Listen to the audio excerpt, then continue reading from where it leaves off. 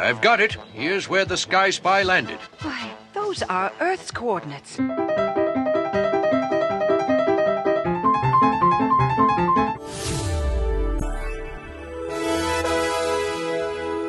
everyone, welcome to Masters Cast. I am John. Hi, I'm Katie. I'm Martin. I am Leanne. I'm Josh, and it feels weird not using our monikers anymore. Yeah, I was a little thrown there. Right? Well, Josh, you still have yours up as Lion Court, so it'll live in perpetuity. As it should. As it should, right? Yep. So we're back together to talk more about the upcoming Masters of the Universe live action motion picture. Our last one of our last episodes where we got everyone together. Katie wasn't here, so Katie's here too. Yeah, she's gonna rip that movie to shreds now. But I know we all said that until we see a trailer, we're not going to believe this movie is happening. But it does seem like it is happening. We've seen footage and stills from the set. The release date is set for June 5th, 2026, and it will be exactly a year from right now. Yeah, that's a good point. Oh, And it's being produced by Amazon MGM, but that does not mean it's going to be on Amazon Prime first. It will receive a theatrical release on June 5th, 2026. So I'm excited. yeah. So I wanted to start off, though, with Katie, since you weren't in the last episode where we started talking about our expectations of this movie. Like, what are... Going into it, what do you want to see, and do you have any opinions on kind of all the news that's been going on? I will say I'm getting more and more excited the more information comes out. Like the actual casting with real life people that we've heard of before, the kind of production images that people have captured and shared. It feels really real now, and the more real it becomes, the more excited I've become. And I haven't been excited about a He-Man movie since 1987 when the last one came out. So this is a good feeling. If it really does come to the cinemas and gets like a wide release, I'm already planning, taking the nephews to see it on opening day, making a big deal out of it. I think it could be a lot of fun. And I realize there are a lot of opinions as far as how much is going to be set on Earth as opposed to Eternia, etc. And I do share those opinions that I think all of you have said that you would prefer more on Eternia than Earth. But I'm not as hung up on that as I was before. And maybe that's just because we've seen some of the images now of He-Man or Prince Adam and Teela on Earth. And I'm like, oh, okay, I can get behind this too. Like, I'm kind of here for it at this point. I'm sure I will have complaints when it does come out. We all will have our own pet peeves and things we will pick apart that we particularly care about, maybe more than others. But I'm kind of letting my my optimism get the better of me, and I'm here for it. Well, you just brought up that we got to see Prince Adam and Teela more so in a Teela costume, on the actual streets of London, right, where they are filming what looks like to be the Earth scenes, right? So I will give credit to Gary Mays as the person who shot this footage, and I was just wondering what everyone's kind of reaction was when you saw the footage and were like, okay, wow, okay, so the movie is happening. Like Teela's costume, I think, actually looks pretty accurate, pretty good. It kind of reminds me of a mix between Filmation and the 2000X and the new Revelation show. And maybe even a little bit of the 87 movie. Just that's what I was about to say. Yeah, because of the belt, the way her belt is and stuff like that. It actually it's like a throwback to the movie too. I think Good it's observation. So nice these days to get anything that looks familiar, because every time a new movie adaptation of something comes out, there's always something changed. Like the the Marvel movies never put anyone in a, the costume that you remember them being in. It's always like toned down black leather or something like that. Like they all look very samey. So just to see like, oh, it's Prince Adam and he's got a pink shirt. Oh, and he's got the sword looks like the sword, and Teela is in the right colors. Oh, and she's got red hair. So it's like very simple things that I saw in the clip and thought, that's good. That's a good sign. Yeah, I have to say, because I have been so pessimistic about this, but the more that we see, like when we saw the sword and when we see like leaked footage like this, it's giving me hope. And like I don't want to get my hopes up too much, but I mean, I can tell who these characters are. I can't remember if our last episode, if we talked about like the footage that was shown, was it South by Southwest, or where they showed like preview footage? CinemaCon, but yeah. But the people who saw it were like, this, this looks like the cartoon, so I mean, from what I've seen so far, I mean, it looks pretty good. Do you think that accurate costume representations like that would help sell the movie better to fans, even if a good portion of it is on Earth? Like, does that, totally like, seeing Teela there makes me feel more comfortable with the Earth aspect? Because in the 87 movie, even He-Man's costume, right? It's not necessarily He-Man's costume. Like, it's He-Man, but it's quite different from the toy or the cartoon. But when we saw the photo of just him holding the power sword, like, you couldn't see the whole costume obviously from this movie, but I already feel that even that one's going to be pretty accurate to what we would visually think of He-Man, more so than the 87 movie. And I have to say that I think that's what's getting me more excited, like seeing Teela in an actual Teela costume. Probably kind of like how people were like, oh, finally Wolverine is in the yellow costume in the Deadpool and Wolverine movie. Like, that was a huge selling point, I think, for the advertising of that movie. Yeah, it even though it's, that clip is on Earth, you see these recognizable characters. I mean, it's like Teela just came from Eternia. I mean, it doesn't feel, I mean, it, like you said, it feels more comfortable. Like, I can accept this more because obviously I know who this character is. Even Prince Adam, right? Yeah. I understand he's wearing Earth clothes, right? But he's wearing like an oversized button-up pink shirt, right? Like pink. It looks like it just looks like a modern version of Filmation Prince Adam. Yeah. Yeah. And his hair looks great.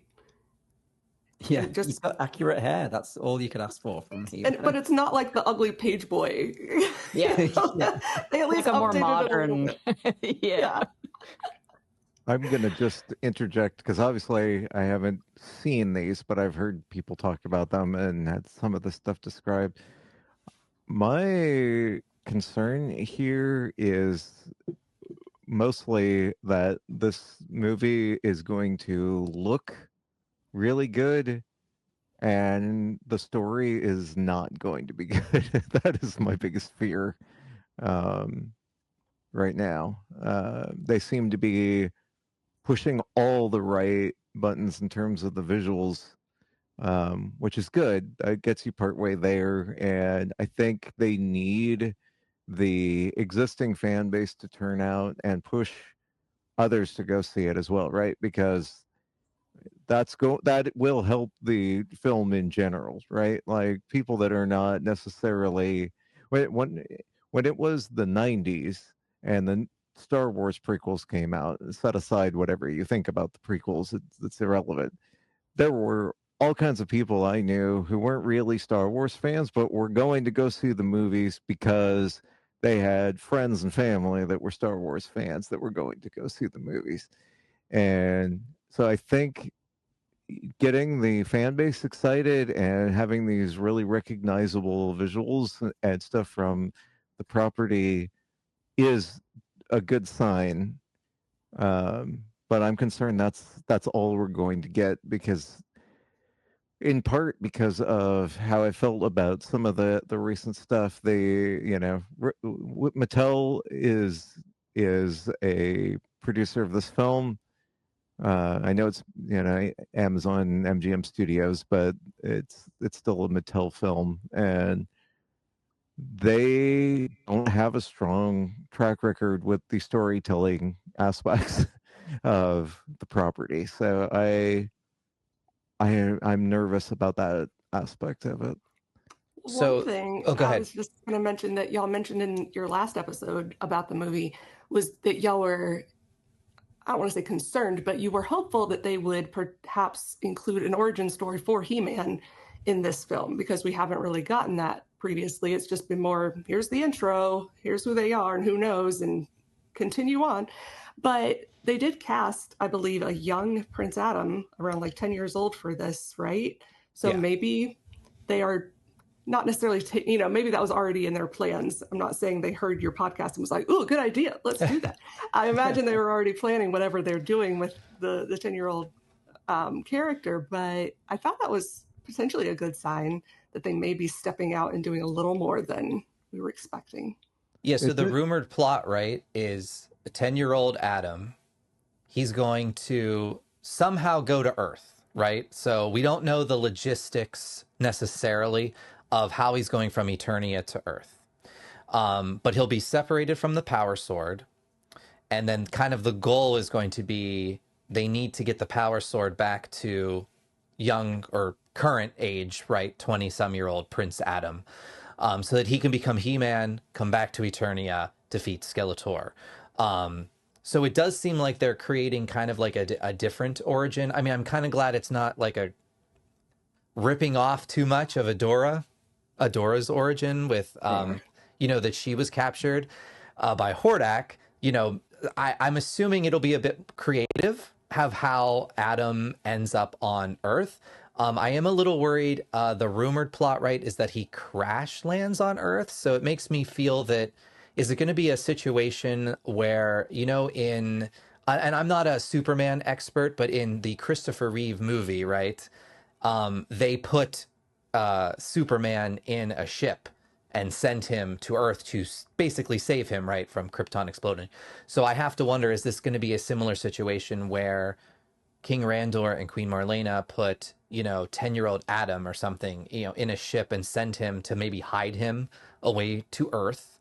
So not necessarily the same as Superman, but, kind of like an homage to that sort of thing. And the only way I feel like I can kind of rationalize this story-wise in my head, kind of to your point, Josh, is that Queen Marlena is from Earth. So there is a legitimate Earth connection to the Masters of the Universe franchise. And maybe this is a more unique way of kind of honoring that side of Prince Adam's heritage than how it was in the 1987 movie, where they're literally kind of just randomly put on Earth. So yeah, Budgetary reasons.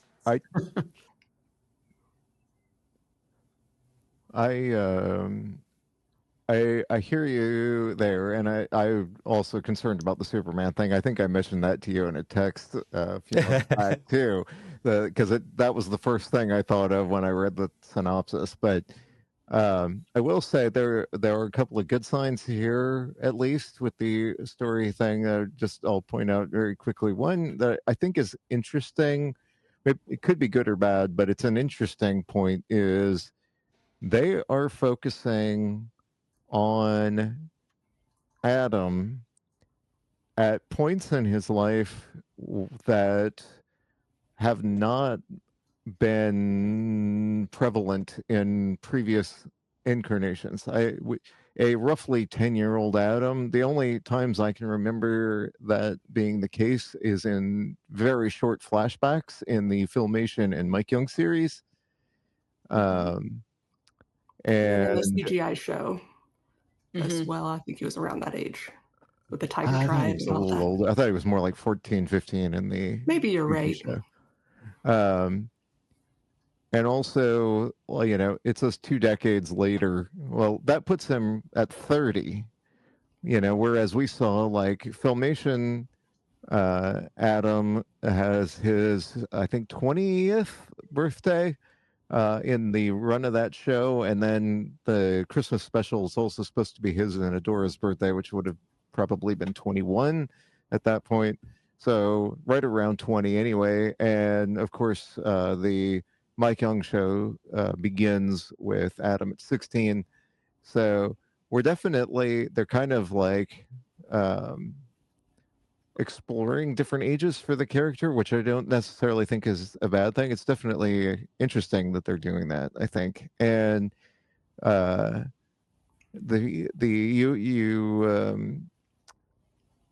it seems like they have really delved pretty deep into the overall franchise. They seem to be pulling things from everywhere, which I think is a good sign as well. It's not just it's not just we're going to pull strictly from Filmation, or we're going to pull strictly from Revelation, or we're going to pull strictly from whatever canon. It seems like they have at least done some homework and are pulling from various places. So there's going to, you kind of mentioned, I like the point you just made there about kind of like different points in Adam's life that we have not seen before. The cast of characters in this movie, we've found out, is going to be pretty large and impressive, kind of for a He-Man movie, I feel. And I have a image I can throw up of all the confirmed characters we have so far, and I have a point to all of this. We have young Adam, He-Man, young Teela, Sorceress of Grayskull, Fisto, King Randor, Queen Marlena, Man-at-Arms, Moss Man, Ram Man, Mechanic, Keldor, Skeletor, Triclops, Pig Boy, Goat Man, Trapjaw, and Eva Lynn. And who's to say there aren't others, right, that we don't know about? Because just like, wasn't it just the other day or something, or a couple weeks ago, that we found out Mechanic was in the movie? So that's a large cast of characters. And I don't think there's going to be much time for character development on a lot of them, right? So you might have kind of like the villains are just villains for the sake of being villains. But is that okay? Do we think if we get a lot of, say, character development, possibly, especially around actually Adam and He-Man, this time around, and then I would say probably potentially Teela as well, do those type of story elements, do you think they're strong enough if the core focus is on the actual origin of Adam to He-Man, like they would in a Spider-Man movie, right? Like if Teela's the Mary Jane character, like female lead, like she would be for Spider-Man, she probably would get also a little bit of character development there. But besides He-Man, Skeletor, maybe Teela, is that okay? Like, do you think that would sell enough of the movie, kind of from Josh's perspective of, that we're getting these elements of Adam that we don't normally get? Like, I kind of like that might be the focus of the movie, like the character of Adam. Yeah, I think they have to. They have to do it that way, right? Too many characters for too much development across the board. If it's successful and they make future films, you also want the ability to have those plots or subplots for with the other characters to be more fleshed out, right? We're talking about a 2-hour film. That's what we're getting. It's not a season. It's not a series. So hopefully, they can flesh out the kind of core characters there with He-Man, Skeletor, Teela, and leave the rest for future films. I will point out one thing that I do think is also positive is, with the exception, I think, of just Pig Boy, which I'm not outrageous. Set him aside, because obviously the reason he's in it is because he was in the last live action movie. I think that's the only reason he's in this one. So set him aside. The rest of them, I think of that group of characters that you just rattled off as very top tier Masters characters, right? These were in the 80s. A lot of those characters, if not all of them, were in like the first 2 or 3 years of the toy line. They pretty much all appeared in the Filmation series. These are the kind of the cream of the crop of the Masters characters. I don't, I couldn't care less personally if we saw Ninjor or Spikor or Rio Blast or whatever. A lot of the later wave characters, I really just don't care. This group, these are pretty much all the characters that I would be like, I want to see these guys in the movie. I think there's a couple missing still. I don't think you were named off Stratos or Zodak, and I would really like to see them in the film. But Leanne, you just had the saddest face. I know. I'm sorry. It was so cute. I had to point it out. But, yeah, they are missing. But for what they've chosen, they have done well. Yeah. Well, Yeah. Speaking of, so I know Stratos isn't in what I'm going to show right now, but there's a possibility, I feel, that there's going to be Easter eggs, right, throughout the movie. Maybe they'll be mentioned but not shown. Maybe there will be references. But I wanted to highlight something. Just lost my train of thought. I would like to highlight the cat. Yeah, I'm sorry. So my cat's back here. So every once in a while he kind of phases in, but yeah. I blame the cat. I blame the cat for taking my stage away. Easter eggs. But right, yeah. Easter eggs, yeah. Easter eggs. Okay, so if you're not a fan of foreternia.com, you should be. It's like the best He-Man fan site out there now, and AJ puts a lot of work into keeping all of the He-Man news for the movie or just He-Man in general up. And something he caught, like, I was like, whoa, good eye.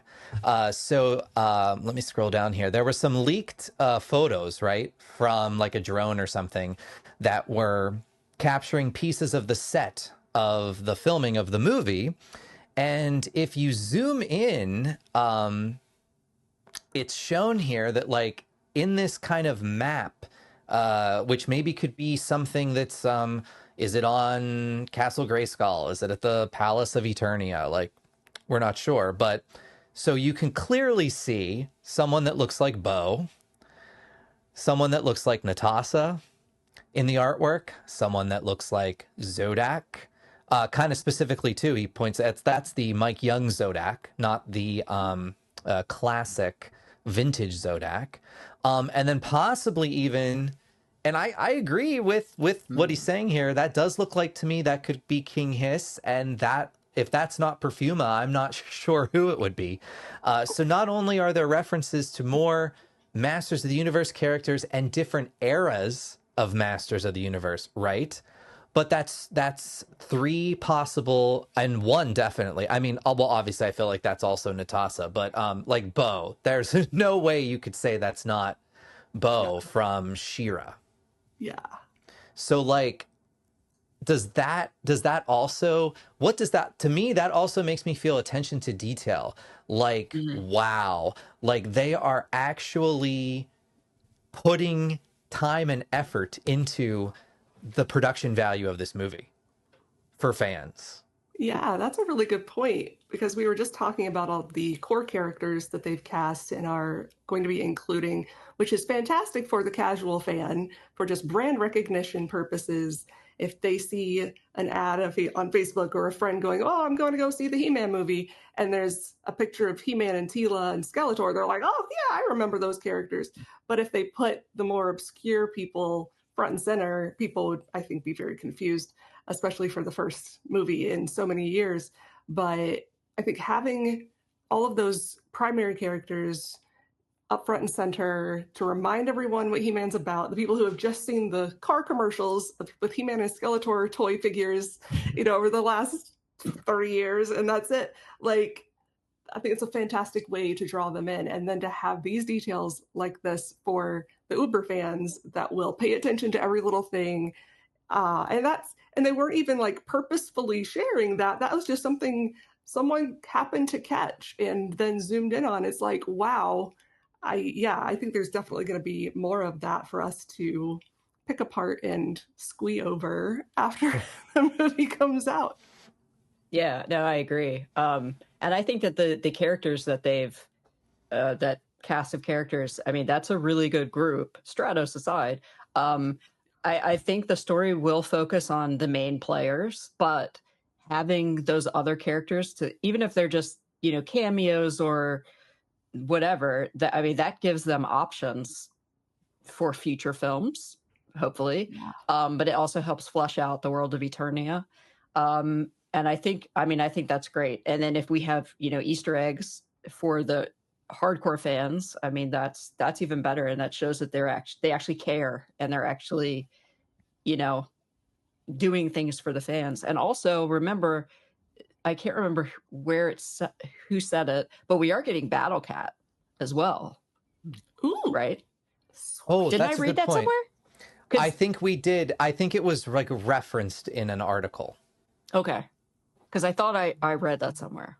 That, so that's well, that makes one. sense too. I was going through the list of confirmed actors when I made the montage of characters. But that's a good point.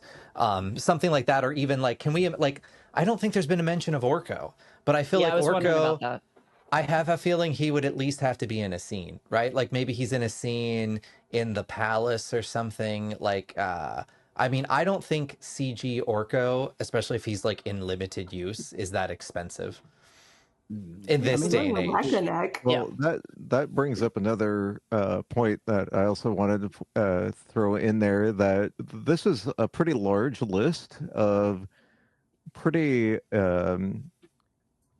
extensive characters in terms of their costuming and makeup and that sort of thing. I mean, Trap Jaw and Mechaneck and so on and so forth. Is Beastman on that list? I don't remember hearing you. No, Beastman is not on the list. That's a weird omission. But so there was a person captured like on those drone pictures of people outside on the sets wearing like this big motion capture rig, and people are theorizing that it's going to be like a CG Beastman. Okay.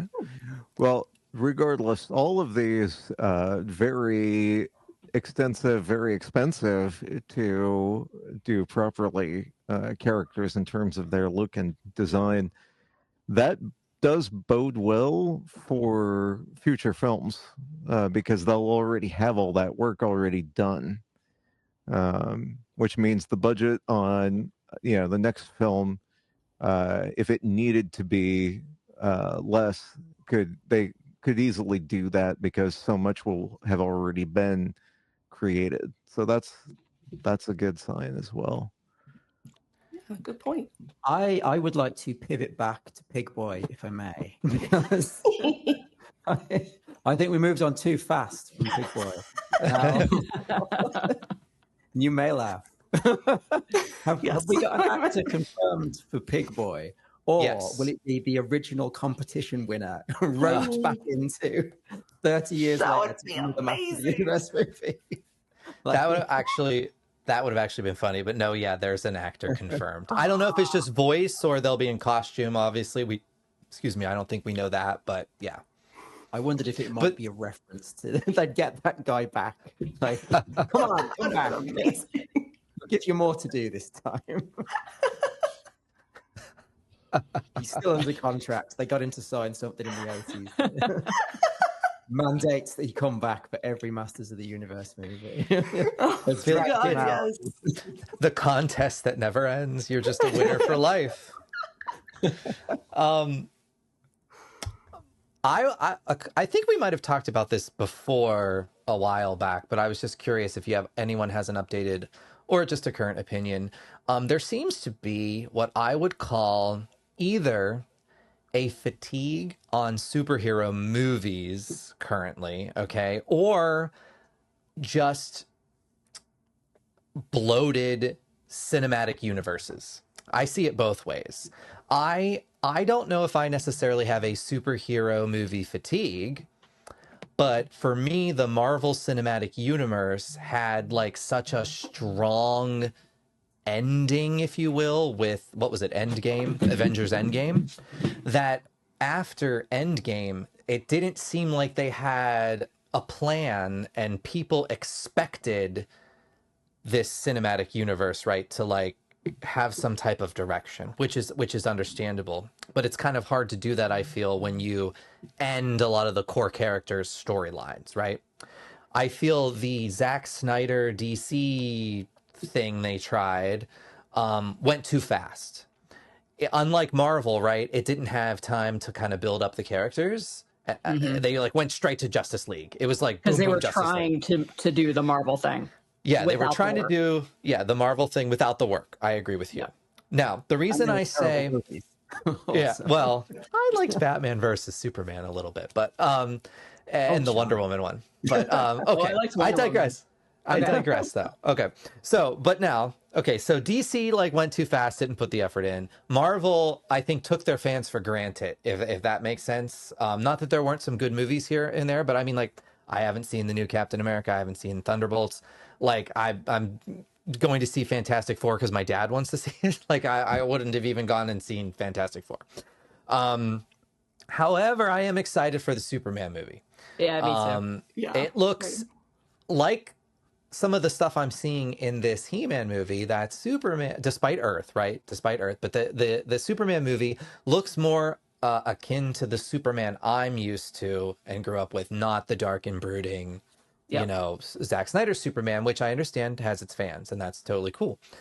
My question is, do we categorize a Masters of the Universe movie as a superhero movie? Because I kind of don't. I think of superhero movies as comic book movies, if that makes sense. And I don't consider He-Man or She-Ra to be a comic book property. They're more of like a sci-fi fantasy property. Like, I would not call Star Wars a superhero movie. Like Luke Skywalker to me is not a superhero. He-Man is not a superhero. He's a fantasy character to me. So not that Star Wars movies are content is doing that great either these days. But if we're lumping all of that, like, do we consider Masters Universe? Is it going to be categorized into that whole like Marvel DC superhero type thing? Does it maybe have an advantage that it is more of like a fantasy property? More akin to like a Harry Potter, perhaps, instead of something like Spider-Man. It totally depends on it totally depends on the tone and how the film is written, I think, right? Like that is part of what concerns me with what we've heard about the story so far, is that Adam's origin story sounds like a comic book origin story for a superhero. That's what it sounds like.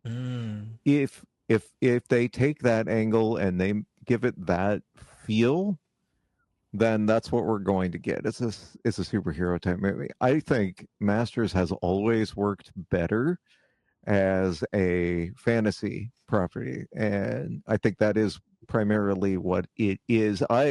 Growing up, I always thought of, like, in my head as a kid, right? Star Wars and Masters were in the same bucket, and they were kind of two sides of the same coin, right? Star Wars was sci-fi with some fantasy, and Masters was fantasy with some sci-fi.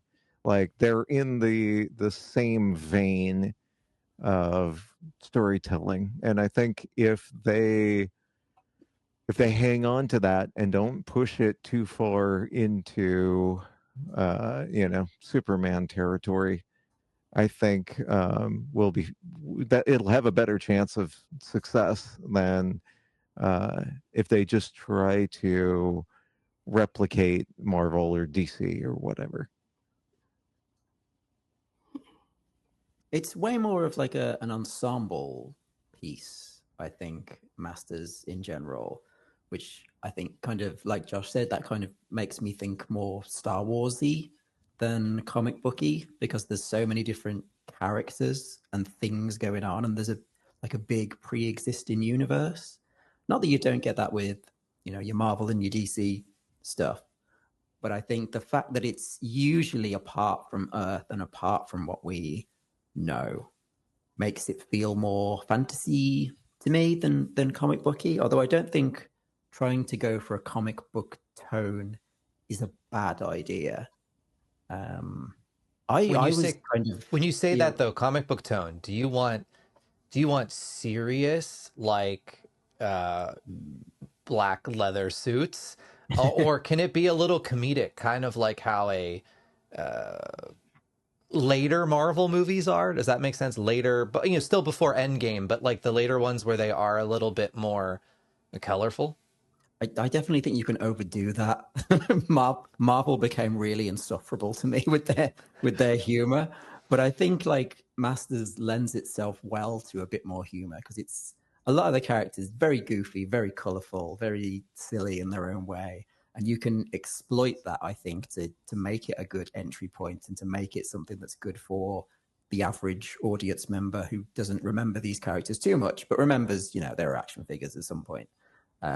Which was why in my head, I thought, I kept sort of thinking they were going for the tone of the Barbie film, like a little meta. That's why he's on Earth, to sort of make some jokes about He-Man as a person, like to get people ultimately invested in this, to make it a bit more like to make it stand out a bit more from your average fantasy, your average comic book film. Make it something that's a bit more easily accessible to people via the silliness of it all is what maybe I thought they were going for. That's go ahead. Oh, sorry, Josh, go ahead. I was just going to say, I was thinking about this a couple of months ago when I was rereading a book series. I don't know if anybody here has read these, but I highly recommend them to all of you if you haven't, because I think every single one of you on this podcast would enjoy these. Has anyone here read the Magic Kingdom of Landover book series? No. Okay, that is what I think they in tone is what they should do for the Masters movies. It is a fantasy series that is the author's never says, by Terry Brooks.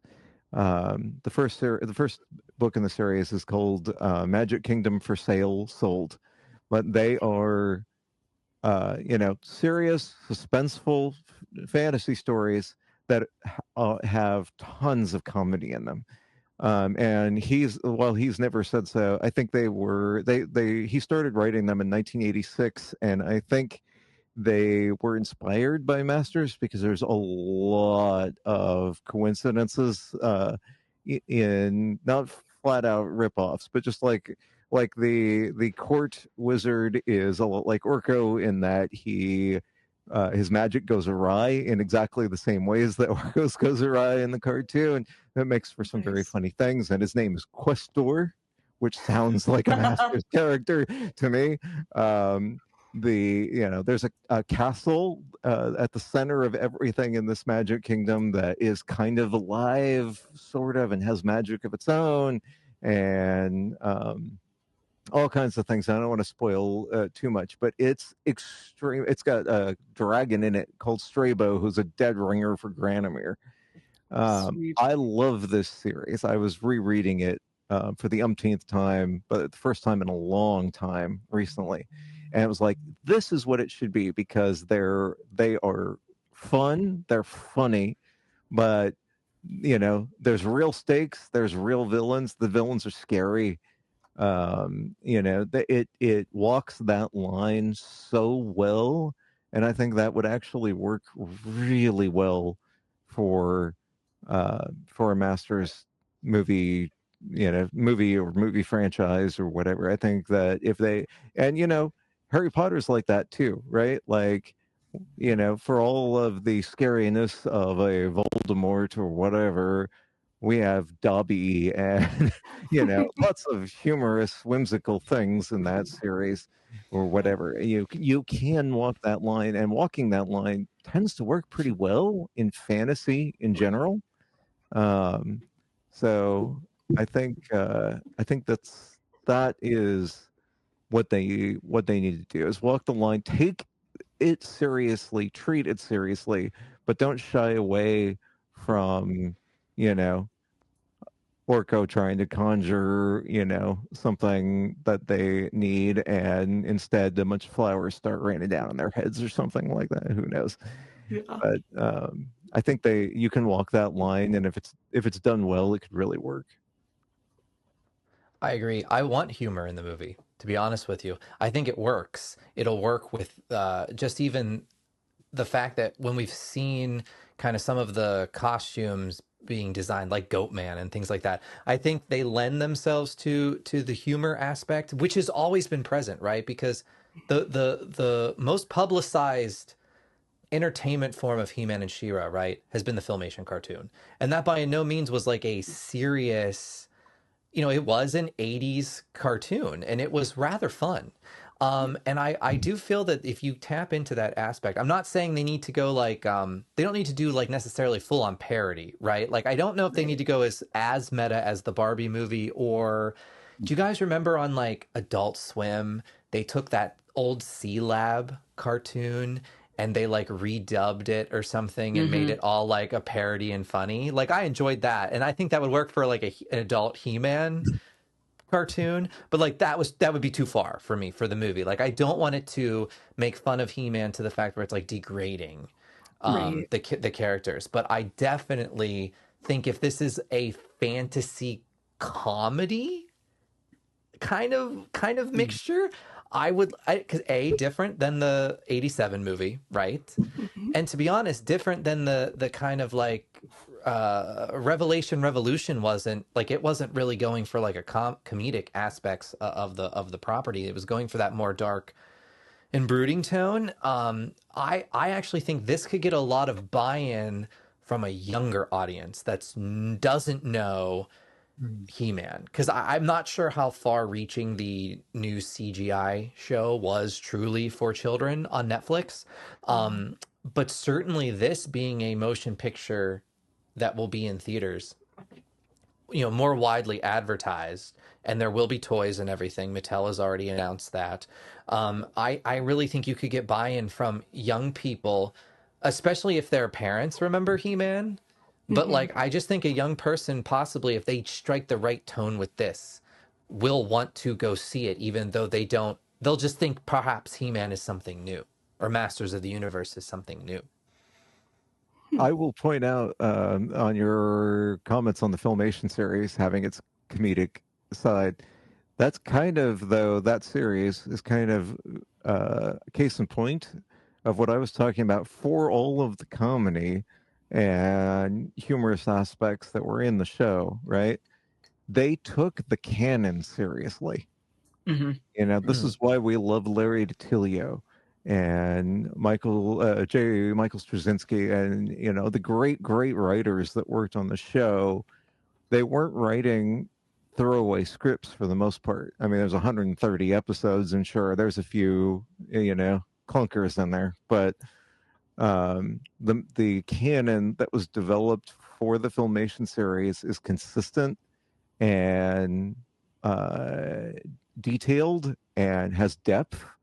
And at least when you were a kid, right? Yes, Skeletor's always defeated or whatever, but there felt like there were real stakes in when you watch those, and some of the storylines and characters, could be pretty, for the time and for the audience, could be kind of scary. Shakoti was a scary character, you know.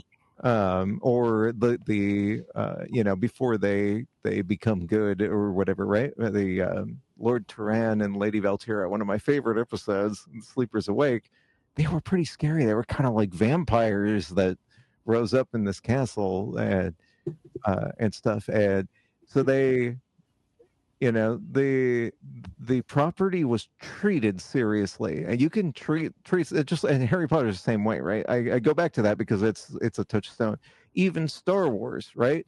Like C-3PO and Yoda, whatever, like they have funny lines and funny moments that happen with some of these characters, and that's fine. Just take the property and the story that you're telling seriously and sprinkle the comedy throughout, and it'll work. And I think Filmation is a good starting point. Obviously, this movie should be aimed at an older audience than 4 or 5-year-olds, but if they can draw from that and take the property seriously and include the humor, I think they can make it work.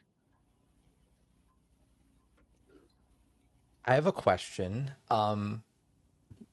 We're still a little bit away from receiving one of these, but eventually we're going to get a teaser trailer. That'll kind of be a sizzle, right? To get you excited for the movie before a full trailer is released. I would like to know from everybody what one thing, even if it's like a little blip on the screen, do you want to see in a teaser trailer that you feel, regardless of the entirety of the trailer, right? And a teaser trailer is short, right? It's not going to be like an extensive, this is the plot of the movie type thing. But we'll put aside your concerns maybe, and you'll be like, all right, this little tiny part in the trailer is what is getting me excited. Like, what do you think would be that moment in a teaser trailer for you? I would say for me, a transformation or a hint of a transformation sequence, and possibly a callback to the original Filmation soundtrack, like the theme. Yes! That would do it. Yes. Oh God, yes. The music. Yep. Yeah. I love that point, Leanne, because do you remember when the Mike Young show started, they kept kind of tinkering with the opening title sequence of that show, and they eventually at the end, before the like He-Man and the Masters of the Universe logo came up, they added in like the chants of like He-Man, He-Man type thing. And like it kind of get you a little excited because that was like kind of the throwback to the original music, even though they didn't use the music, obviously, right, in 2000X. But yeah, I didn't even think about even something like a chant like that, I think would get me excited. I feel like the trailer music is going to be in line with current trailers. It's going to be like a slow-mo remix of like an 80s song. It's going to be like I've Got the Power, but it's going to be like really moody and dramatic. That's what it's. I will place my bet that will be what the trailer music will be. It's going to be a really slow-mo 80s cover. I could see them even just using that song. Now that you say that, though, I could even just see them using it. Yeah.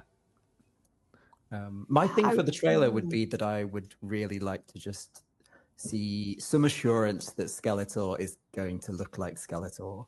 Yes. Because I still have horrible nightmares about that script that we looked at a couple of years ago, where he wore like a chrome skull mask for most of the film. And every time I see like Jared Leto, I always think, is he just going to be himself? Are they not going to give him the skull until like it's going to be like a post-credit skull that he gets? I really just hope. I hope they avoid that, and they fully embrace just him being Skeletor throughout the film, and get the CGI skull going, or practical if they can make that work. I'd be fine with either, as long as he has a skull for a face. That's what I want to see. I think he has to. I think Skeletor, I think hands down, is the most recognizable character to the wider public today, even to people who have no idea what Masters of the Universe is. They know who Skeletor is. Case in point, tech podcast I listen to, Upgrade. One of the hosts is all about Skeletor. They have never once uttered the words Masters of the Universe or He-Man or anything else. He loves Skeletor, and it makes sense. He is about our age. He's a couple of years older than I am, and he talks about Skeletor all the time. He's got a Skeletor Christmas tree topper, which I would love to know where he got that. Sounds He's amazing. got a Skeletor figure on his desk where he works every day and all of this stuff. But his co-host on the podcast is roughly, I think he's 31 now. So he is not at an age where he would have been exposed to Masters at its peak at any point. And yet he knows the character of Skeletor. So just as one example, I think Skeletor is so recognizable that he has to be the Skeletor we know.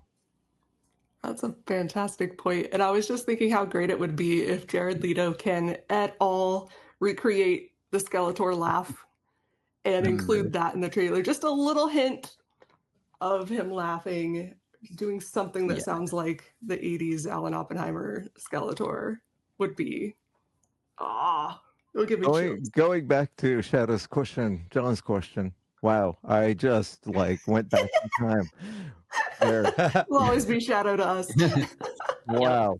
Okay, so going back to John's question about the teaser trailer, though, a couple of things. I mean, I don't disagree with what Leanne or Martin has said at this point. At all?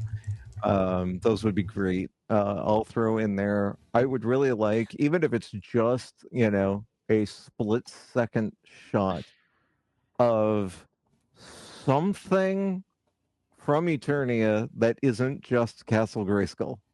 I want to know that we're going to see something else of that world in this movie, and that would make me feel a lot better, because my biggest fear is that 9/10 of the movie is going to be on Earth, and then there's a big battle at Castle Grayskull, and the movie ends, which is kind of what we got in 1987 as well. And if that's the case, I'm going to be really, really disappointed. So even a split-second shot of the Royal Palace, of Snake Mountain, of something in the Sands of Time, even like anything from Eternia. I would like to see that in the trailer. I think it would also be fun. I don't think they'll do this in a million years, but I think it would also be fun. Maybe if Mattel is able to get the rights from, maybe not get the rights from, but work out a deal with DreamWorks to use some stuff. Maybe they could pull this off. But I would love to see something like at the end of the trailer, a variation of, or whatever, just the words Amazon MGM done in the rainbow colors of the Filmation logo with the little Yes! would do. Yeah, that's good. That would give me chills if they did that. So, just to push that nostalgia button for all of the old fans. Like, I bet you could get people who remember the show but wouldn't necessarily care that much about going to see the movie. I bet that would push some buttons for them to, what? Yeah, I want to go, because that zinger at the beginning of every episode of He-Man and She-Ra, the Filmation series, as a kid, that it signaled the beginning of today's adventure, and the thrill that I got as a kid every time that came up on the screen, or obviously later after I lost my vision, and that was just the sound. I could picture it. That was just a huge part of the experience in my childhood, and I think they could push a lot of good buttons by doing that. Dude, that's how the movie needs to start. I'm sorry. Yes, That it's been decided. There is no other way Yeah. to start this movie now. like genius. Like genius. Like I'm like, can you imagine us sitting in the theater and after watching 7 hours of previews before the movie starts, and then Nicole Kidman comes out and does her stupid spiel about AMC theaters, and then finally the screen goes black, and then it's just like We would all collectively lose our minds at the same time. Dude, if they started the movie, I was on a friend's podcast a couple weeks ago, and we talked about how I was disappointed in a lot of remakes of properties, right, as movies, and that there is just so little that they need to do sometimes to give us the buy-in. And if you start the movie with the thing, right, and then even if they don't use the Filmation music for the most part in the movie, but they end credits or whatever, if it's a beefed up, even rock version, did that, and it'd be I think it would bring in the joy for you. One of the examples I used in the other podcast was the Green Hornet movie, which was horrible and was not good at all. And this didn't save it, but it did at least make me feel better a little bit, because they finally used the Green Hornet theme right at the end of the movie when they're driving off in the Black Beauty, which is their car.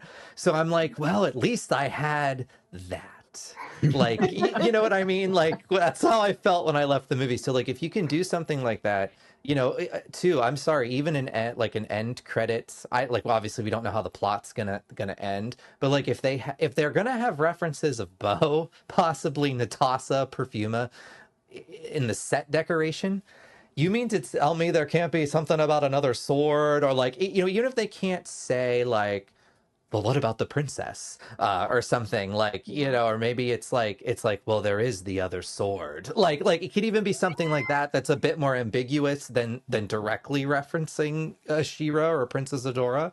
I think would also go a long way. That's the end credit scene I want, even more than a hint of the Horde invasion. Even I would like a hint of that there's, you don't have to hint that there's She-Ra, because I know the rights are an issue, but you could hint about another sword. I feel like that's so benign, especially if you don't show the sword. Have any of you seen the new Karate Kid film? I have not. Nobody? Okay, you're not missing so much, sadly. It's not bad. It's not bad. But Daniel's son doesn't even show up till after halfway through the movie. It takes way too long for him to even come in, and then his part is not that big, and it's all just okay. But right at the end, right before the credits, there is this fantastic scene with him and Johnny Lawrence. And it fixed pretty much everything. I was just like, okay, cool. All my money that I spent coming here, eating all of this popcorn, and for tickets to this movie was worth it for that 2-minute scene. So I'm not saying they should do a crappy movie just so they can do a great ending scene, but doing something like that, that's a huge buy-in to the original fans, it means so much. So yeah, I just love all of the ideas that y'all are throwing around here. It's gonna Even be really even let's be generous. Let's say it's 60% Earth, 40% Eternia, right? And I think we said that in the last podcast where we talked about this, that maybe that would be our best situation that they would probably give us. Probably is going to be 75-25. But even if it was 75-25, if that 25 or say 30% that's on Eternia, like Josh mentioned, if we see more than just Castle Grayskull this time, think of how much easier it is now to do. Obviously, they did show at CinemaCon, like Leanne had mentioned, interior sets, I believe, of Castle Grayskull, which was a mixture of practical set and green or blue screen. So that's promising. If they can do things like that for also Royal Palace at least, and we see an exterior and interior of Snake Mountain, I think that'll make it more digestible that say a bigger portion of the movie is on Earth, as long as if the Eternia aspects are used to their full potential, I think I would be okay with that. Well, didn't somebody just release the other day that they were filming at some castle in England? And It was like the a picture cathedral I or saw, something, I think. Yeah. what was it? I think it was like a cathedral. Okay. Like they But it had covered a- like the middle of it with a green screen, so you had the towers were still exposed. Yeah. Okay. But to me, it had a very Royal Palace vibe. So that gave me some hope that they are going to include that. Fingers crossed. That's an interesting way to do it too. Using a practical building that already exists, but like you just said, you saw pictures of it draped with some green screen, where they could manipulate with like CG, probably like the actual facade of the building to make it a bit more unique. But they didn't have to actually build something, and it will still look real because it'll be a mixture of the practical and the CG. I think being creative like that is awesome. I mean, the budget is reported at 200 million. I mean, that's not cheap. The Superman movie that's coming out, isn't too far. I mean, it has a bigger budget than that, but I mean, like a lot of some of the recent superhero movies have kind of stayed around that mark. So I really think that, and they're doing the costumes and things. They're using the budget, I feel, to its potential. Here's hoping. Two quick things. One, if Mattel, if anyone out there from Mattel is listening, and you're planning on doing a sequel, if this is successful, don't go to the Snake Man. Don't do it. Oh, yeah. God, yes. Don't do it. It kills it every time. Don't do it. Yes. Please. Yeah. And I had one other thing that you guys made me think of, and I think I might have forgotten it. So, well, on that note, though, do we want a sequel that already goes to Hordak, or does the sequel have the return of Skeletor? Like, how fast do we want the plot to go? Well, oh, go ahead, Josh. I was just going to say, I'm going to answer that with a little bit of wish casting. Okay. So it doesn't have to be on this scale. So first, to answer your specific question, I'd like to see it. I mean, it kind of depends on how this movie plays out. If Skeletor ends up being a small portion of it because Keldor is such a big role, then I think the second movie has to focus more on Skeletor. If Skeletor is a big part of the first movie, then we can start, bringing in like the Horde or something like that. One thing that, you were talking earlier about the large cast of characters and that sort of thing and how they can't really develop them. If it's successful enough, and if I am not suggesting anything on the scale of the Marvel Cinematic Universe, but it would be great if on a smaller scale they took a lot of the side Masters characters and developed things focused on like their backstories and things, whether that is, a little mini series or, for Amazon Prime or whatever, since it's Amazon doing this, or, like they've done with a lot of the secondary characters, She-Hulk and whatever, like they've done a bunch of those series for Marvel, or, here's a movie that, is going to focus on Man-at-Arms backstory or whatever it is. Like, I think that would be really, really great to flesh out the universe, especially if they want to build a lasting, ongoing franchise, and they're not just looking for the big cash in and will dump it, a year later after they figure they've made enough money off of it, which I also worry a little bit about. But if they want to build it up right, in the modern day, that is a good way to keep the fans engaged and bring in new fans who maybe weren't super aware of the movie, but hey, this series looks interesting or whatever. You know, some other character brings them in, or who's this, monkey guy with the wings, and the whole Stratos series. I mean, how great would that be? I'll set That would be amazing. on and stuff like that, right? Like they could do some really interesting things with the franchise if they wanted to do that and spotlight it. And that would be even more than a sequel movie. That would be what I'd like to see happen. To piggyback off of what you just said, I would like them to not lock themselves into the mindset that I feel like a lot of filmmakers in this genre does, which is the word trilogy. Like it always seems to be like it's a trilogy. Everything needs to be a trilogy. No, it can be like 17 movies. I'm totally cool with that. But if you lock Masters of the Universe into a trilogy, I feel like you end up with this idea, right? A movie with Skeletor as the villain, a movie with Hordak as a villain, a movie with King Hiss as the villain. Nobody, general public, knows who King Hiss is. So sorry. And even those of us who do know don't care. Don't care. Yeah. And then second of all, even though I love him, Hordak is not also like a pop culture icon. Like, let's just be honest, he's not. Like She-Ra is a pop culture icon. Hordak was never at that popularity of Skeletor in like the lexicon of entertainment. So I don't want them to get trapped into thinking, all right, we did this one, now the Horde invasion has to come. I feel like I want all of that to be more fleshed out better, especially if they're able to use, She-Ra, because a Horde invasion movie could then pivot into a She-Ra movie if everything is successful. So I just don't want them to think trilogy like that. That's where I think a lot of this type of genre movie, they're already talking about what is it, Matt Reeves, the new Batman movie, the one that had the Riddler in it. It's like, when's Batman 2 going to come out so that he can start to complete his trilogy?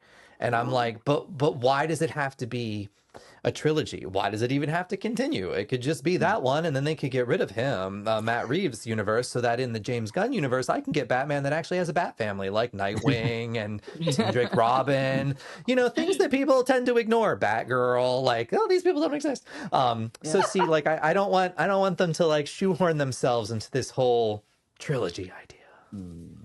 I do have a question, because in the episode you guys recorded in December when you were speculating about the movie, y'all mentioned it. I haven't heard anything else about this, so I don't know if y'all were just hoping, but I think y'all mentioned a live action She-Ra show coming after this, and I got real confused and was both excited and confused at the same time.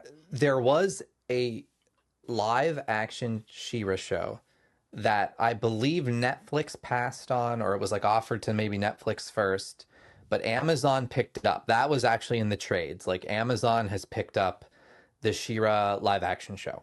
But there has really been no movement. My theory would be, if they're smart, they are waiting for the Masters of the Universe movie to see how it does, and then possibly retool the She-Ra show to piggyback fit in into that universe. That would be my suggestion as to why we're not hearing any updates on the thing. Because if you have to think about it, right, if I'm Amazon, and even though I obtained the rights, if you will, right, to both He-Man and She-Ra in different ways, given we know DreamWorks controls more of the She-Ra intellectual property, would it not make sense to keep them kind of like together in the sense that they would make sense in the same kind of and give the universe, fans what they want. Yes, right. Please. We don't want the property to be fragmented. Well, and remember, because Princesses of Power, the new She-Ra cartoon on Netflix, they were not allowed to mention He-Man, right? Like they were not allowed to mention He-Man, and they tried to be as creative, I feel, as possible to it still had, like, she still said, for the honor of Grayskull, right? The character asks, what's a Grayskull? It's never explained, right? She says the word Eternia. Like, all of that stuff is mentioned. Unfortunately, they weren't allowed to explain it, right? So you never got, like, a payoff. at the end. But just the fact that like they weren't like, well, then I guess we have to change for the honor of Grayskull, right? Like they didn't change like She-Ra's iconic, battle cry there. So I think there's a lot of good that could come, being they're going to be at the same production house of Amazon. That would be my hope. Okay. Yeah. Excellent.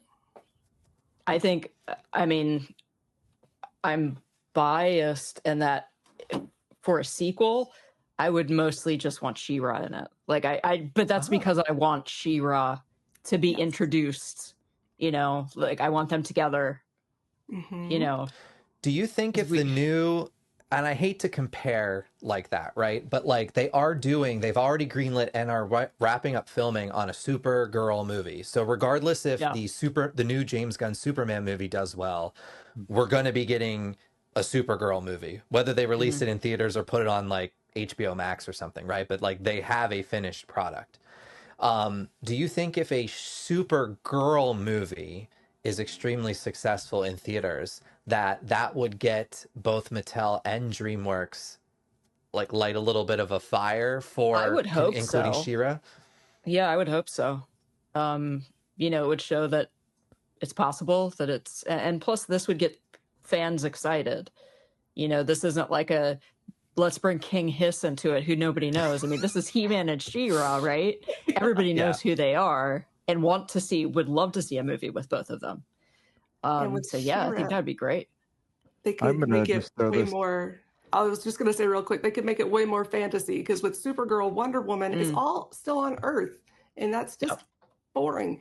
So if they could really buy into the Etheria or even just on Eternia, like just anywhere other than Earth, with She-Ra, I think that would make the story so much richer and more interesting and feel like new and interesting. Yeah. I'm throwing this out there for discussion, brief discussion, based on this She-Ra part of the speculation / wish casting. But I'm not necessarily sold on this, but it's an interesting way to think about it. So you Joan, were just talking about the Supergirl stuff, and would that light a fire under them? But what if we tilt that in a little bit different direction rather than the superhero thing? What would everyone here feel about a She-Ra film, whether connected to the Masters film or not, that takes some of its cues from some of the popular kind of female heroine franchises that we've had in the last 10 or 15 years, like Hunger Games and Divergent and things like that, because there's some similarities there, right? They're kind of dystopian, which Etheria is being ruled by a terrible tyrant. If you wanted to take that one more step up and do a rebellion or whatever, particularly a lot of similarities between Hunger Games and the She-Ra story. That could be a way to bring in audiences that like those kinds of stories and do something a little bit different without completely revamping the entire backstory of She-Ra. That's an interesting idea. I love me a good dystopian show or movie or story in general. That's definitely something I gravitate towards. As long as, like we've said, they keep it on Etheria and don't all of a sudden make it dystopian Earth, because then I think I would be grumpy. Like if they could totally do that. Like with this movie, we're obviously getting an Earth setting. We don't know how much, but obviously it's going to be set on Earth. So with She-Ra, set it on Etheria with her dystopian, world, and go from there. That would make the two movies different, and then you could combine them for the sequel or whatever. Yeah. That's true. Could they do a thing where you have the Masters of the Universe movie that does well? If they did, let's just say, let's forget Hordak at all for a potential sequel of Masters of the Universe, and then they're like, just like they're doing with DC, okay, we're greenlighting a She-Ra movie, and they do She-Ra with the Horde. Maybe they're in Despondos and this dystopian, Etheria that's taken over by the Horde. It's kind of an interesting aspect you bring up there, Leanne, because that would kind of shake things up more so than like your typical sequel situations. If you have like, okay, He-Man's in this movie with Skeletor, no She-Ra and Hordak. Then you have She-Ra. Maybe she doesn't become She-Ra in the movie. Wouldn't that be interesting? If she breaks free or whatever, and then they. Oh, I'm going too far. Let's just say then you have a She-Ra and Hordak movie. Then they figure out the way to like reunite them, like a different way of doing it than He-Man coming to save Princess Adora. I mean, that might be a more a unique aspect. I'm having lots of ideas in my head though, especially with that Dispara character they've changed Adora into. There is so much to mine from She-Ra's story. There's just so much good stuff. To me, I always liked her story more than He-Man's. I thought the Princess of Power cartoon Filmation was actually better than Masters of the Universe. But even though I love them both, but there's just such a rich story. Yeah. And the rebellion, and you've got those, she's grows up, with Hordak and, the Horde, and there's so much great stuff to mine from that.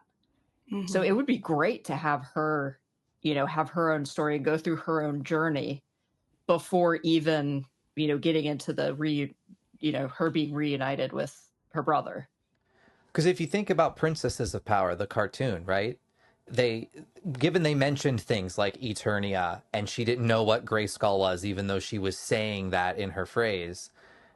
If they were, let's just say, the rights issues and whatever, they were like, okay, yeah, we're going to do another season of Princesses of Power. I could totally see them how they could then pivot that into integrating, right? Like Eternia and He-Man coming over. So they could do that on a grander scale, which would be a really interesting way, I think, to do it, because it lets both characters stand on their own, right? First, before bringing them together. And you don't have to use He-Man to pivot into or to slingshot She-Ra into there. You're letting her develop and have a fan base on her own, and then kind of merging the properties as they should be. Yeah, that would totally work. And just visual exercise here, people. Imagine dystopian Etheria, where the Horde has come in and they've like destroyed everything. All the plant life is dead. It's just dirt and ash everywhere, right? And then, I don't know, for whatever reason, Adora is out in doing her thing or whatever, and rising up from the ashes or whatever, there's the Crystal Castle. Like, the contrast there would be, I think, a cool visual, and obviously symbolic of what the story would be, right? The hero rising up from from the ashes to change things. I see so much potential there. I just saw I wasn't sure I was tower. sold on it when I first mentioned it, and the more I talk about it, the more I'm like, you know what, this would really work. Yeah, I love it. There's so many good ideas, because you have such a cast of characters, right? Such, like, He-Man and She-Ra, or He-Man and Skeletor, that's your traditional good versus evil. She-Ra is a bit more like a little bit kind of like Star Wars, right? Like with the whole rebellion against like the horrible empire. Like, you have so many dynamics, and then when you would meld them all together, there's so many creative ways I feel someone could accomplish that. And I'd really love to see He-Man, She-Ra, something from Masters of the Universe catch on with a modern audience, just for the sheer fact that, I feel like for us, He-Man especially, he hit at that perfect time, right? They were allowed to do that syndicated cartoon to directly advertise the toys. It was highly accessible to everyone. And I just feel that, like, they've tried so many times, especially with He-Man. And while it's not like it didn't catch on, but nothing was ever like, you know, the 80s. Whereas I feel like things like Transformers, Ninja Turtles especially, like have had equal popularity, if you will. Like maybe not as like the Turtles have never been maybe as popular as they were initially in the late 80s, but they've certainly been very popular, right? Like in their subsequent incarnations. And I would just love for Masters of the Universe / Princess of Power to have a taste of that finally. Yeah, While still, you know, giving something for us. I still think that the reason for that, more than anything, has been the well, we all know the backstory, right? The Filmation being accused of being the half-hour toy commercial or whatever, but it Which really we know it wasn't. wasn't, yeah. It wasn't at all, right? It the the story really mattered to the writers working on the Filmation show. I don't think to date we have had that. As much as I even like the Mike Young show, it was more of a toy commercial by far than the Filmation series ever was, right? And I like the Mike Young series a lot. I do. It was a good, well done series. It has flaws, but it was still more of a toy commercial. I feel like Revolution was especially after the first 5 episodes was very much a toy commercial more than anything. Like it certainly had that feel. I think now Princesses of Power. That show's got its problems too, but it had a lot of things that were really good, and the storytelling was good, and the toys were terrible, so it Well, wasn't a commercial. right? But yeah, but think about that though. But that DreamWorks was in charge of Princesses of Power, not Mattel, right? So Yeah. DreamWorks didn't care about selling Exactly. Mattel's dolls that they finally released, what, like 8 years after the show was on. And that show Right? very much had a fan base beyond the old school fans. Yes, definitely. It definitely did. And I think the problem here, as I will continue to bang this drum, is Mattel wanting to control the storytelling. They are not fantasy storytellers. They're a toy company. Let the people who know how to tell stories write these things, whether it's a TV series or a movie or whatever. Let them have creative control and take this property to where it needs to go to be successful, and stop just worrying about how many action figures you're going to sell next year. And remember, you the point you're making is what was the biggest drive of He-Man and She-Ra? That was the Filmation cartoon in the 80s.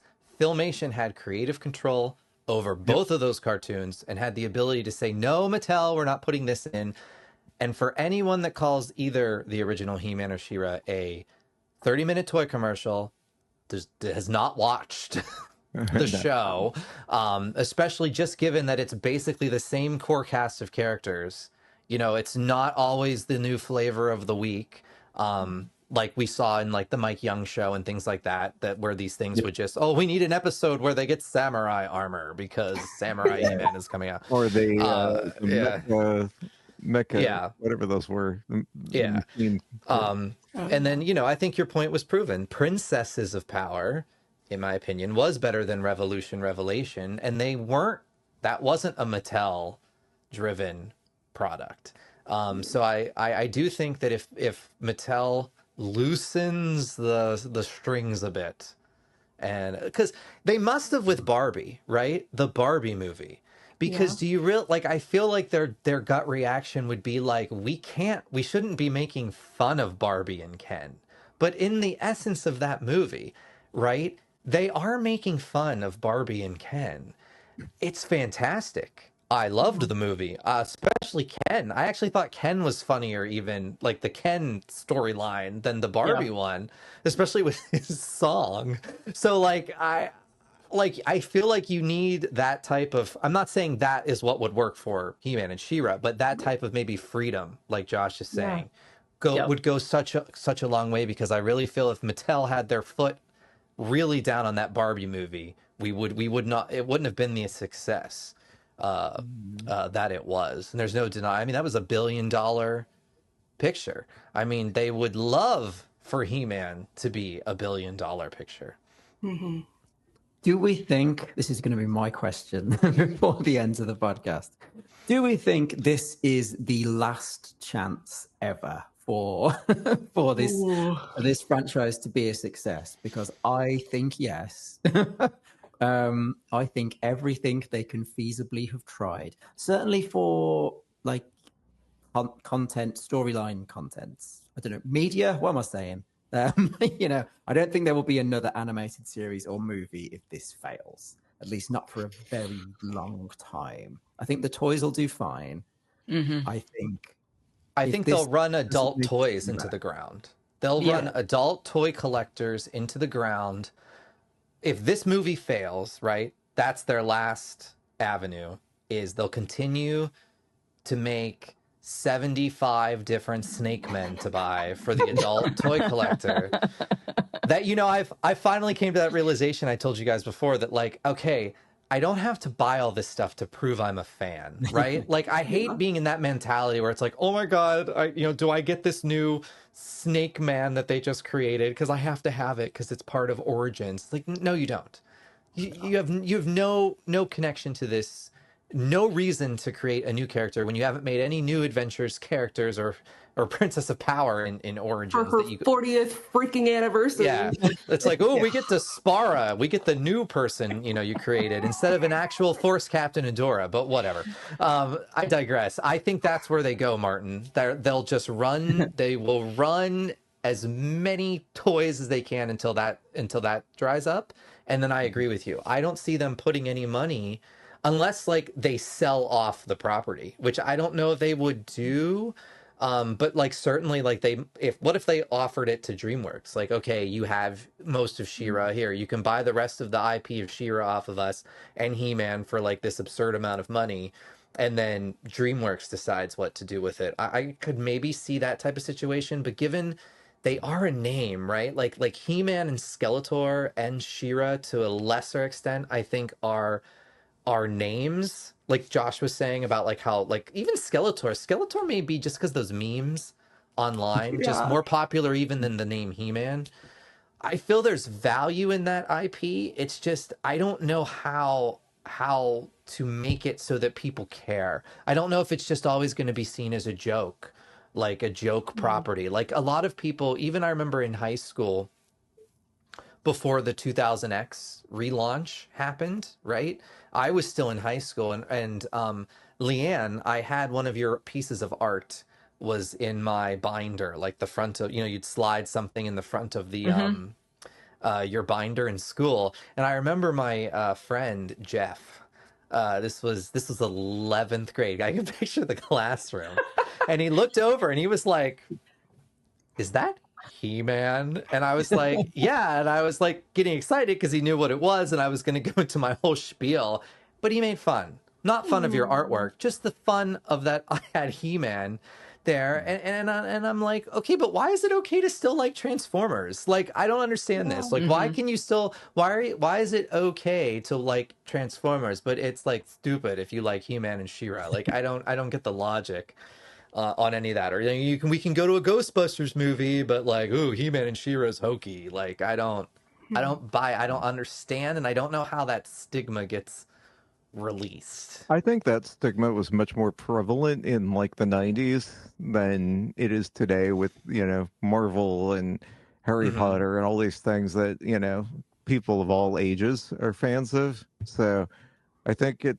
we live in a different era now. To answer the question of whether this is its last chance, I don't think so. I think anything that reaches the level of popularity that Masters had in the 80s, and which has been able to sustain some level of popularity, maybe not the blockbuster popularity of the 80s, but it's been successful enough to have been brought back over and over and over again in cartoon form, in comic form, finally in a second movie next year, all of the stuff. Like, it might be that it goes away again for a while, for 5 or 10 or 15 or 20 years, but it's not. I don't think this is its, final run. I really don't. I think it'll come back into fashion, and someone will be, whether it's Mattel or anybody else, will be like, yeah, let's dust this one off and give it another run, because that's what's happened with, so many properties over, the last century or whatever. Like, things keep coming back. You look at, Doctor Who had a little bit of that reputation way back in the day of being kind of a joke series, and as it started way back in the 60s, but it's managed to make several comebacks over the years in various forms, and with different writers and things. Whatever, like, how many times have we seen Sherlock Holmes return in different formats and things like that? Like, I really don't see there may not be a world where we get to the massive popularity it had in the 80s. Very few things, especially nowadays, reach that level of popularity. Like Marvel, like, that's like basically it now, right? I think it may never, reach those kind of heights again, but I don't think, this is the last thing that we'll ever get if it's not successful. I think there'll be a break, and they'll bring it back in some form or fashion. I had a thought because y'all mentioned memes. Wouldn't it be hilarious if there was an after credit scene with the actors singing and dancing along to the "What's Going On" He-Man meme? I actually have a theory, Katie, that's going to be in the movie. You think so? Oh, I bet it will. I think there's going to be a scene. It might not use the song, okay? But I feel like there's going to be a scene where Nicholas Galitzine, in his Prince Adam earthly costume, does like the laughing from the Filmation, and I wouldn't even be surprised if they did some type of weird animated sparkly things Like a behind disco him, thing. like a disco thing. Dude, it could even be that he goes to the disco with Teela on Earth, or like a club, and a remix of that song comes on. I'm telling you, something is going to be in that movie, because that, for better or worse, is kind of like a thing that really advertised He-Man. It is. It kept it in the zeitgeist for a lot longer than it would have been otherwise, I think. I have no doubt that either it's in the movie or it'll end up on the, like, DVD, or there's no physical media anymore. What am I talking about? Some type of, like, bonus things they post on YouTube after the movie comes out or something. I could see them doing that. I absolutely could. It could even be in the trailer music, like you were talking about. Martin was talking about the I got the power song, but like they could totally also use the "What's Going On." He's on Earth. Like, what? I don't know what's going on, right? A moody slow-mo remix of "What's Going On." What's going on? Oh my god, that's gonna happen. That's totally gonna happen now. And I hate to say it, but something like that actually could get, the social media attention and things like that, of people talking like, I can't believe they actually put it in the trailer, like, something like that. And, because I think we have to understand it's going to be somewhat of a comedic movie anyways. So if they could use some creative things like that might help advertising it, hey. I think sometimes you have to think outside of the box. Like, I think they thought outside a little bit of the box on that CGI show. So like, Yeah. maybe there's some hope. And I think, they said at least the director, the guy who directed Bumblebee, he was familiar with the He-Man cartoon. They said Jared Leto used to watch the He-Man cartoon. It's something I have to think people have to remember. When these people say that they're a fan, like, oh, I was a fan of He-Man when I grew up, right? Like Jared Leto saying he watched the original Filmation cartoon. That doesn't mean he's a fan like we are. And that's not, I'm not saying that's wrong. Yeah. But like that's like my sister saying, "Oh, I was a fan of She-Ra. Like, she was She-Ra for Halloween. She watched She-Ra with me. But does she know the intimate details of the mythos? No, right? She hosts a podcast. But you know what I mean? Like, yeah, does she host a podcast? So I think that's what we sometimes forget, right? Is when these actors or the people working on the movies, like I could say, oh yeah, I'm a fan of Spider-Man.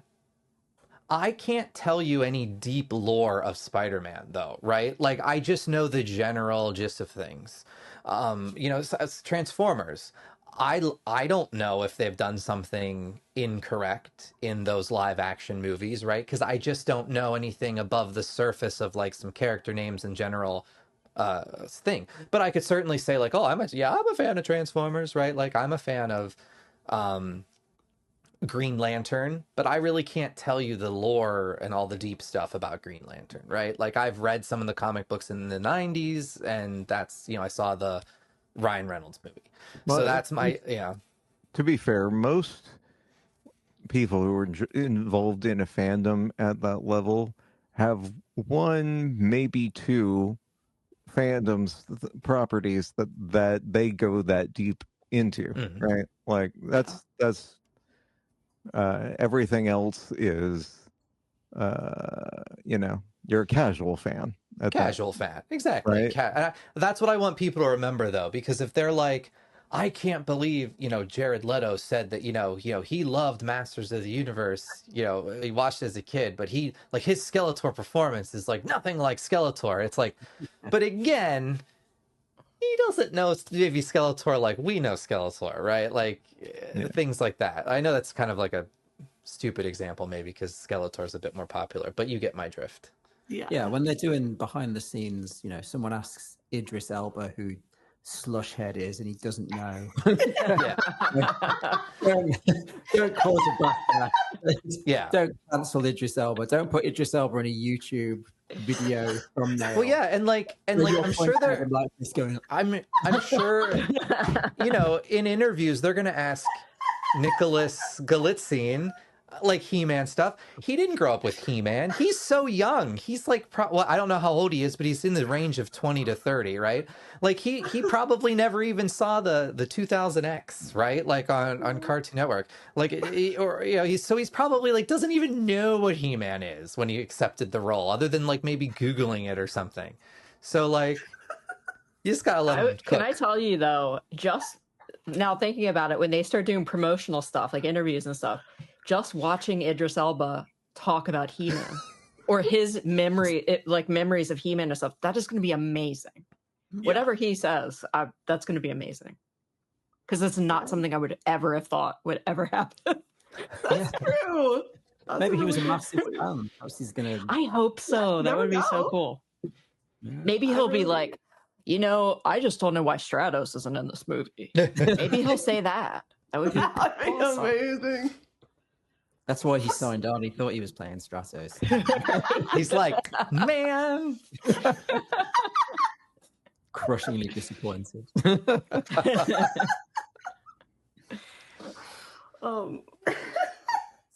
So final thoughts. I think we're all actually going into this, I don't want to say with a clean slate, but like with an open mind. Does that make sense? Like we're not prejudging it. We don't seem to hate the footage that's been leaked or that we've seen thus far. We don't seem terribly disturbed by the plot line of knowing we're just like, okay, we know I think it's good that we know ahead of time there's Earth, because it's an easier to process it than them, say, leaving that kind of aspect out of the trailer, and then you go to the movie and you're like, He's on Earth again, type thing. I don't know. I'm feeling real positive after our conversation here about the movie, and I really hope that when we continue to see leaks and eventually that teaser trailer, that we continue this pot, because I'm kind of getting hyped. I'm kind of getting hyped for the movie, and it's exciting.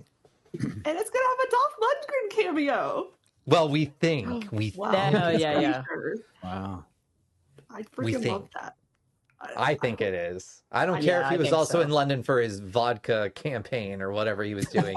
That didn't he have like a wig or something? Yeah, he had a wig fitting. Like all these people were like, I saw online that were like, oh, he didn't go to London after all for a cameo in the movie. And I'm like, he wasn't getting fitted for a wig for his vodka commercial or appearance at the bar.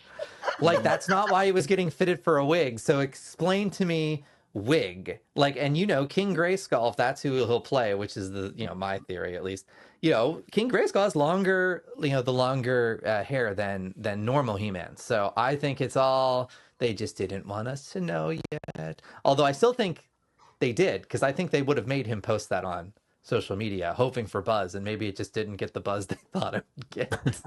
I was buzzed. And not from the vodka.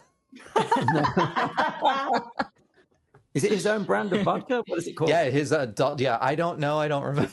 Is it called like He-Man vodka or something? I feel like it would have been named something more towards his Rocky character, right? But that makes more sense. I don't know. It's called Hard Cut Vodka, a premium 90 proof potato vodka. Oh, interesting. Does the bottle just look like just Dan Aykroyd's? It's just it's a clear bottle. It looks nice. But good for him. He has the power of vodka. Is he competing with Dan Aykroyd? Is that his? right? That's what Dan Aykroyd Crystal Skull vodka. That's how I met I've never seen a man so obsessed with vodka as Dan Aykroyd. Yeah, seriously. I know that's a strange note to end on, but every so often I feel like this comes up, and I'm the only person who knows about Dan Aykroyd's Crystal Skull vodka. No, I talk about it for about 10 minutes. No, I met him at he was at a liquor store, like promoting it back in the day. That's how I got to meet him for 5 seconds. But I've got my picture, so I'm happy. Oh, did you ask him about the vodka? He was selling his vodka. I don't think I spoke about vodka. I don't even know if I said anything other than "You're cool, glad you're here." I don't know. You probably appreciated that, being that he is insane. There's that. Well, as always, the conversation was fun. This was Masters Cast. We are actually the first He-Man and She-Ra podcast that was ever on the internet from 1 billion years ago. And time to time, we do record an episode. So if you're listening on any of the podcast platforms, we thank you for your continued download and that you didn't unsubscribe from our feed. And if you're watching on YouTube, hi, nice to see you. Although I can't really see you, but what you should do is you should like and subscribe right down there, because apparently that helps all the algorithms. And if you want to check out all of our previous podcast episodes, go to masterscast.com and then check out our other videos here on YouTube. Some of them might be good. I'm John. Thanks for listening, downloading, whatever. I'm Katie. I'm Martin. Thanks for listening, downloading, whatever. I am Leanne. Thank you for listening, downloading, subscribing, whatever. I'm Josh. Thank you for all the things everybody already said. And instead of saying cheers, with Dolph Lundgren vodka, we would raise our vodka glass and say... Good journey. Oh, I hope they say good journey in the new movie. Yes. That would be good. They better. They better. 100%. 100%.